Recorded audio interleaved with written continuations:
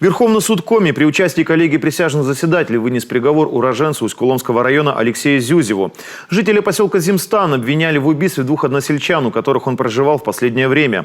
По версии следствия, в ходе пьяной ссоры в лесу он схватился за полено и нанес мужчине несколько ударов. Затем сожительница потерпевшего, как ненужной свидетельницы, из зала суда. Репортаж Антона Булаева. 14 июля прошлого года в полицию обратились родственники пропавшего жителя поселка Зимстан. Изначально тревогу забил местный почтальон, поскольку пожилой сельчанин уже 3 месяца не приходил в отделение связи за пенсией. Силовики выяснили, вместе с мужчиной исчезла его молодая сожительница. В последний раз соседи видели пару в апреле, когда они с односельчанином шли в лес на охоту. Их попутчика полицейские отыскали в соседнем селе.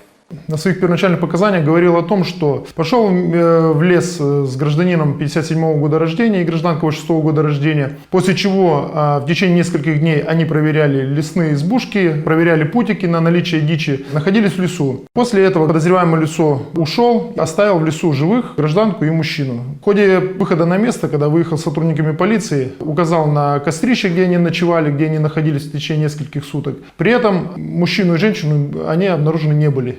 Алексей Зюзев водил оперативников кругами и не мог точно указать им место, где расстался с сожителями. Заверение о том, что пенсионер якобы заплутал и сутки вместе с ними искал лесную избу, сыщики сразу поставили под сомнение. Пожилой мужчина, профессиональный охотник, прекрасно ориентировался в тайге. Когда они прибыли на место, данный гражданин в лесном массиве сообщил о том, что действительно к исчезновению данных граждан причастен он. О том, что у него произошел конфликт с пропавшим лицом, во время которого он причинил ему телесные повреждения, оставил он его на месте без движения. После чего, с сожительницей того остального мужчины стали возвращаться обратно. По дороге к населенному пункту женщина заявила, что не намерена молчать и обязательно сообщит в полицию.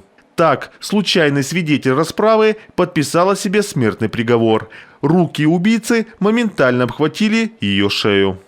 Вот после того, как вы женщину задушили, вы куда пошли? Я пошел домой, вышел на выход и пошел домой. То есть по этому волку продолжил проходили.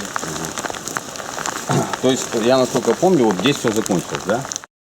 С помощью обвиняемого сыщикам удалось отыскать на месте преступления костные фрагменты женщины. Останки пенсионера нашли через несколько месяцев.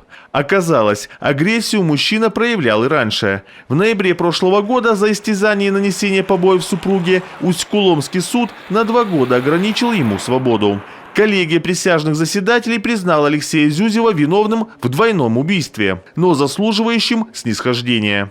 Верховный суд с учетом прежней судимости назначил сельчанину 18,5 лет колонии строгого режима. Приговор еще не вступил в законную силу.